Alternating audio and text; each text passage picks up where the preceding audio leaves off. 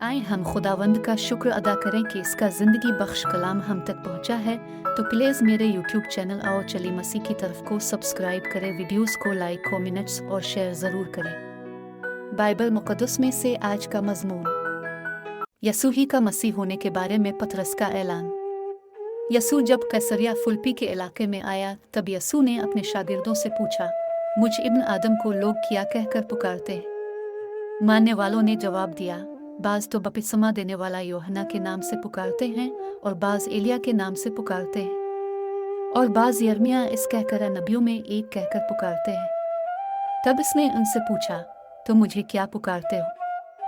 शमून पतरस ने जवाब दिया, तो मसीह है, और तू ही जिंदा खुदा का बेटा है।